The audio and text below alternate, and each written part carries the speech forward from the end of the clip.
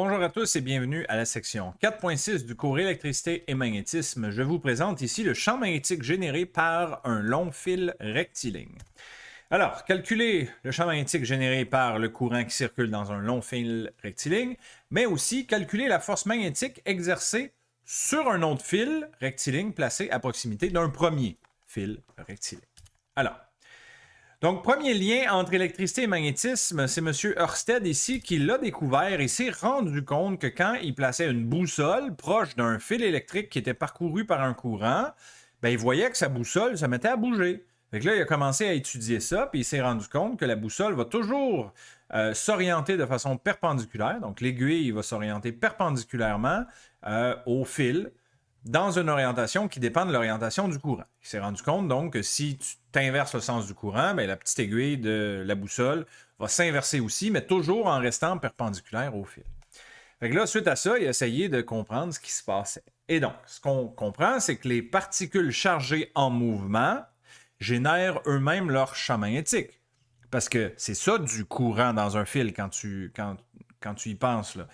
Le courant est créé par des électrons qui se déplacent. Et puisqu'on s'est rendu compte que la boussole était affectée par le courant, ben c'est qu'on en comprend que les charges négatives qui se déplacent dans le fil font un petit champ magnétique et c'est ça qui est détecté par la boussole finalement. Okay? Et donc, le champ magnétique généré par un fil, il est tout simple, c'est tu mets ton pouce dans la direction du courant I, puis là, tu regardes tes doigts, ils pointent par où? Ils s'enroulent par où, autrement dit, puis ce sens-là d'enroulement de tes doigts détermine dans quel sens le champ magnétique tourne autour du courant. Donc, c'est des lignes de champ qui sont des cercles centrés sur le fil. Ça, c'est nouveau. C'est la première fois qu'on voit des champs magnétiques comme ça. Hein, jusqu'à présent, on utilisait des champs magnétiques qui étaient uniformes. Là. Mais ici, non. C'est des cercles et c'est des cercles de plus en plus grands.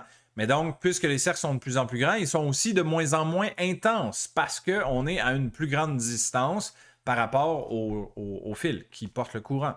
Donc, leur sens dépend de l'orientation du courant et ça, c'est donné par la règle à main droite. Donc, exactement comme je viens de vous l'expliquer. Ça serait vu de côté, là, en deux dimensions, si vous voulez. Là.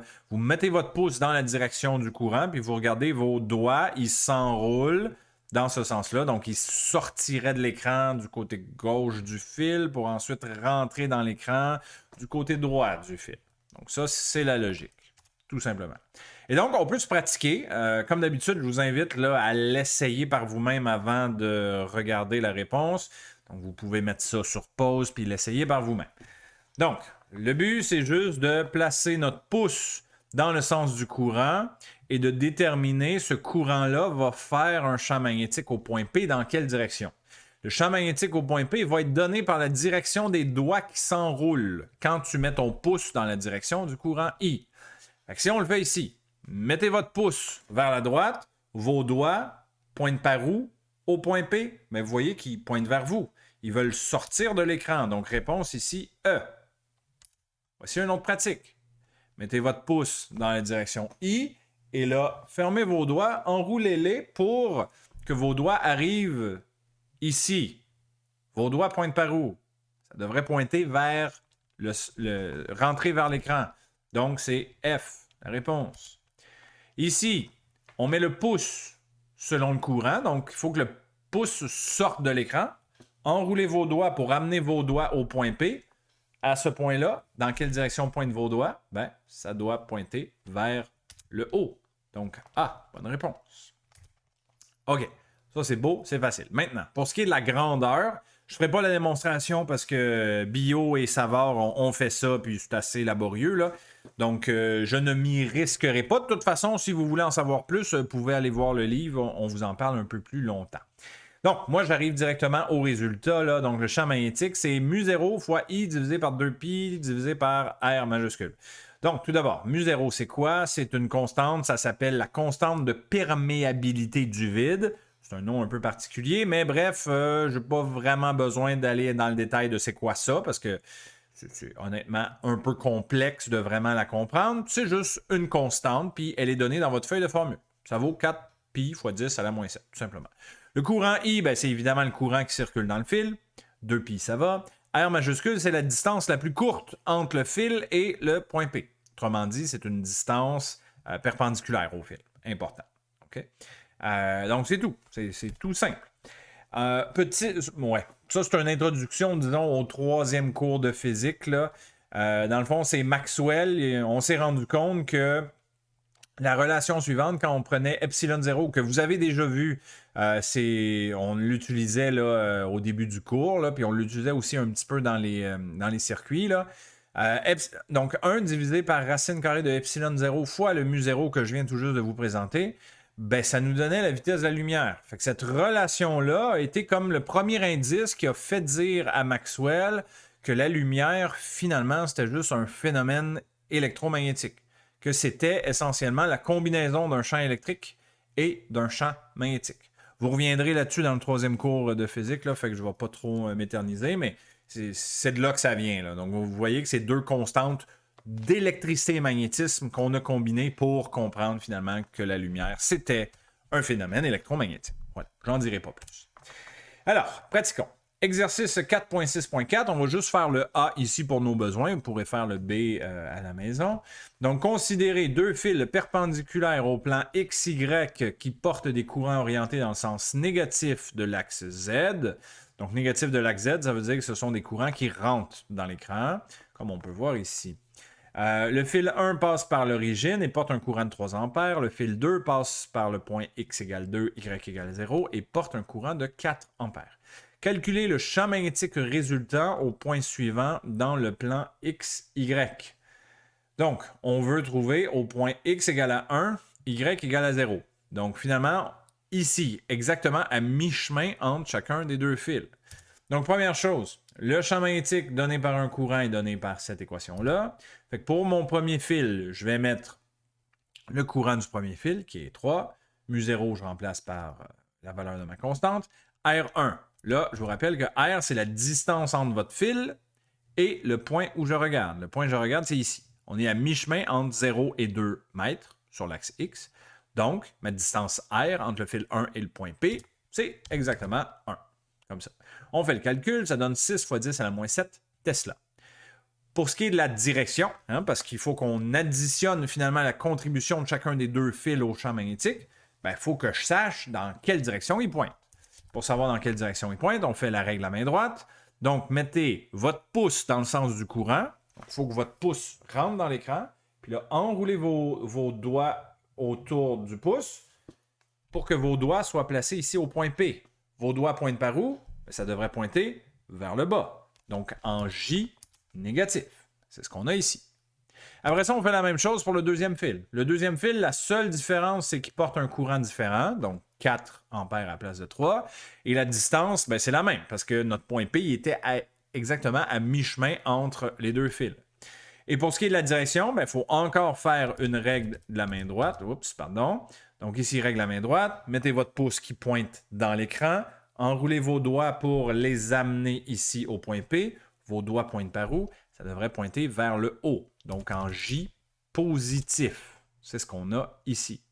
Dernière étape, donc, pour trouver le champ magnétique total à ce point-là, c'est tout simplement d'additionner mes 2 contributions, champ magnétique B1 et B2. Je les additionne, ça donne 2 fois 10 à la moins 7, J Tesla. Voilà. Exercice 4.6.2, ici, on va comprendre qu'est-ce qui se passe si j'ai 2 fils. Dans le fond, il va y avoir une interaction entre les 2 fils. Bon, je lis l'énoncé, puis je vous explique après pourquoi il y a une interaction. Là. Donc, 2 longs fils parallèles à l'axe X sont séparés par une distance de 50 cm. Le fil 1 porte un courant de 1 ampère dans le sens négatif de l'axe, donc vers la gauche. Et le fil 2 porte un courant de 2 ampères dans le sens positif de l'axe, donc vers la droite. Première question. Quelle est l'orientation du champ magnétique généré par le fil 1 à la position où se trouve le fil 2? Avec cette information-là, on va pouvoir répondre à B. Est-ce que les fils se repoussent ou s'attirent? Puis finalement, en C, quelle est la force magnétique qui agit sur chaque mètre du fil 2? OK. Première question, donc, quelle est l'orientation du champ magnétique faite par le fil 1 sur le fil 2? Règle à main droite, tout simplement. Prenez votre pouce, orientez-le selon la direction du courant I1 et arrangez-vous pour que vos doigts soient à la position du fil 2. Regardez vos doigts, pointent dans quelle direction? Ça devrait pointer vers l'écran. Donc, le champ magnétique fait par le fil 1, je vais l'appeler B1, ça rentre dans l'écran. Tout simplement. Donc, dans le sens négatif de l'axe Z. Après ça, pour savoir si... Oh, pardon. B, la question, c'était de trouver est-ce que les fils vont s'attirer ou se repousser. Donc, la suite à ça, c'est que comprenez là, que le fil 2 subit ce champ magnétique-là. Et on a vu l'équation qui est ILB. Force magnétique égale à ILB, c'est la force magnétique d'un fil qui porte un courant plongé dans un champ magnétique. Ben, il se passe exactement ça ici. Là. Mon fil 2 porte un courant vers la droite et subit un champ magnétique qui rentre. Donc, c'est une autre règle à main droite.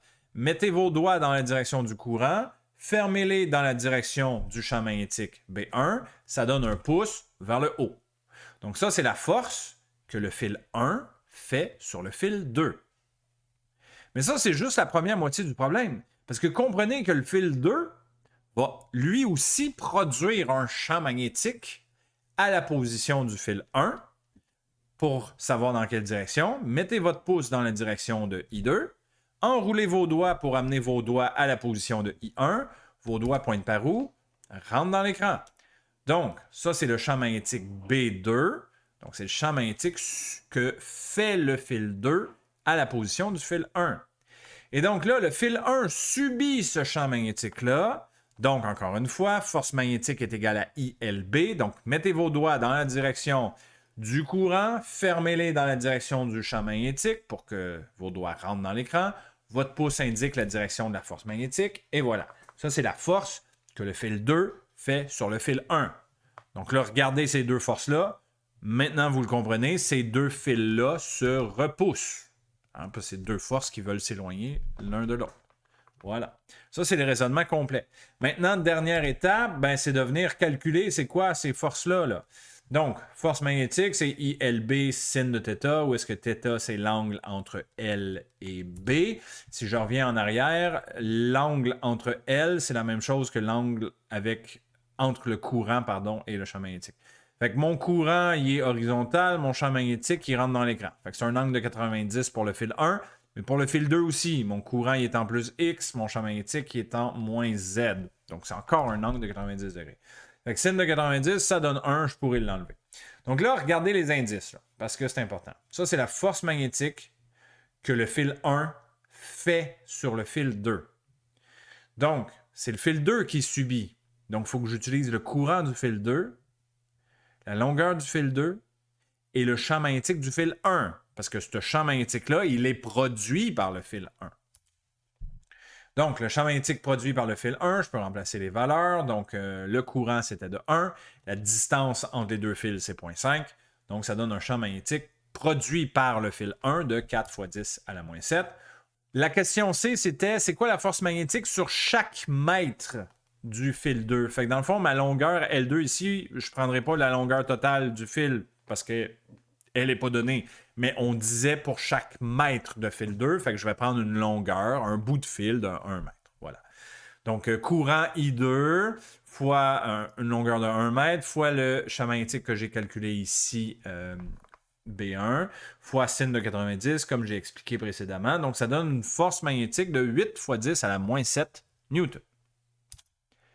La direction, ben, on avait trouvé avec la règle à main droite que le fil 2 subissait une force vers le haut. Donc en J positif, selon mon système d'axe. Voilà. Je fais un autre exercice parce que lui, il est un peu différent des autres, puis il est un peu plus compliqué. Vous allez comprendre très vite pourquoi, j'en suis sûr. Donc, c'est l'exercice 4.6.7b. Donc, dans la situation qu'on a ici, le fil vertical porte un courant de 5 ampères vers le haut, et donc ce fil-là va produire un champ magnétique. Et la question, c'est calculer la force qui s'exerce sur le petit fil, sachant que le petit fil ici n'est pas infini. Il a une grandeur de 2 mètres et il est parcouru par un courant de 4 ampères, comme on peut voir ici. Bon, a priori, on se dit, bon, ben, c'est assez simple, on fait comme l'exemple qu'on vient de faire, c'est-à-dire, on utilise la règle à main droite pour comprendre que ce fil-là ici va produire un champ magnétique ici qui rentre dans l'écran. Et ce petit bout de fil-là subit le champ magnétique, donc je peux calculer la force magnétique qu'il va subir. Ça serait ça l'idée, oui, mais ça ne marchera pas avec notre équation. Parce que la distance entre les fils n'est pas une constante. Ah, oui, c'est ça le problème. C'est que dans l'exemple précédent, mes deux fils étaient à égale distance. Si tu prenais n'importe quel deux points vis-à-vis de mon fil, de mes deux fils dans l'exemple précédent, ils étaient tous les deux à 50 cm. Ici, c'est pas le cas. Si tu regardes ce bout de fil-là, ben, il est proche, il est à une distance de 1 mètre. Si tu regardes le bout de fil du centre, il est à une distance de 2 mètres. Puis le bout à l'extrémité ici, il est à une distance de 3 mètres. Fait que le champ magnétique proche n'est pas le même que le champ magnétique dans le centre, puis il n'est pas le même que le champ magnétique à la fin. Fait que mon champ magnétique sur la longueur du petit bout de fil, il varie. À cause de ça, je ne peux pas appliquer cette équation-là, tout simplement parce que mon champ magnétique, B, comme vous pouvez voir, il dépend de R. Et R, il change selon où est-ce que je suis rendu sur mon petit bout de fil. Donc, pour cette raison-là, il va falloir faire une intégrale. C'est pour ça que je voulais vous montrer un peu comment on peut faire ici. Donc, il faut déterminer l'équation qu'on va intégrer. Donc, dans le fond, ce qu'on comprend ici, c'est que la chose qui varie, c'est la distance qui sépare le grand fil du petit bout de fil. Donc, je vais partir de cette équation-là, mais je vais utiliser la notation décimale. Donc, je prends un petit bout de force qui est créé par un petit bout de fil de mon petit fil de 2 mètres. Champ magnétique fois sin de θ, blabla. Le reste, c'est pareil. Champ magnétique, je peux le développer. Là, il va y avoir une autre difficulté. C'est parce que le R, il change. Au fur et à mesure que je choisis un petit bout de fil des L différents, la distance R, elle change. Fait qu'elle va être dans l'intégrale, elle là. OK, donc, mon intégrale, c'est quoi? La force magnétique totale qui va s'appliquer sur le fil ici, ça va être égal à l'intégrale de DF. Le DF qui est ce que je vous ai montré à la diapo précédente. Donc là, je peux le remplacer par tout ça, c'est ce que j'avais trouvé. Je suis chanceux ici, mon angle θ est de 90 degrés. Hein? C'est l'angle entre le courant dans le petit fil et le champ magnétique produit par le grand fil. Mon grand fil va faire un champ magnétique ici par la règle à main droite qui rentre dans l'écran. Donc, champ magnétique et courant vers la droite, c'est un angle de 90 degrés. Fait que je peux enlever sin, ça s'en va. Ensuite, je peux sortir les constantes de mon intégrale. Donc, mu0, c'est une constante, évidemment, ça ne change pas. Les courants I1 et I2 ne changent pas non plus. Je les sors de l'intégrale. 2pi, bon, c'est une constante, je sors de l'intégrale. Donc, tout ce qui reste, c'est des L et R. R, il change. Parce que si je choisis un bout de fil qui est ici, ben, j'ai une distance de 1 mètre. Si je choisis un bout de fil qui est là, ben, j'ai une distance de 3 mètres. Et ça, ce que je viens de vous présenter, ça va être mes bornes d'intégration, finalement, là. Fait que c'est ça. Ce qui reste à l'intérieur, c'est dl sur r. Bon, là, il y a un caractère qui n'est pas affiché. Ça, c'est supposé être parallèle. Donc, dl est parallèle à r. Donc, ma distance r, elle est comme ça, horizontale. Mais une petite portion de fil serait aussi parallèle. Une autre façon de le dire, c'est que mon courant est parallèle à ma distance r. Fait que mon dl, si je veux, je peux le remplacer par dr. Je vais tout mettre la même notation, comme ça va être un peu plus clair. Donc, dr sur r. C'est ça qu'il faut que j'intègre entre les bornes 1 à 3. Parce que ma plus petite valeur de r majuscule, c'est 1 mètre. Et ma plus grande valeur de r majuscule, c'est 3 mètres. Donc, ça, c'est mes bornes d'intégration. Si j'intègre 1 sur r, ça donne ln de r. On évalue avec mes bornes d'intégration. Donc, ln de 3 moins ln de 1. Je remplace mes valeurs de courant. Et voilà, ça, c'est ma réponse pour la force, ou du moins, ça, c'est le module de la force que mon fil 1 fait sur le fil 2. Pour ce qui est de la direction, ben là, on va appliquer la règle à main droite. Mon champ magnétique sur le fil 2, on avait dit qu'il rentre dans l'écran. Donc, pour trouver la direction de la force magnétique, on met les doigts dans la direction du courant, donc vers la droite, et on ferme les doigts dans la direction de l'écran. Le pouce pointe vers le haut. Donc, il pointe en Y positif. Donc, résultat, ma force est en J positif. Et voilà.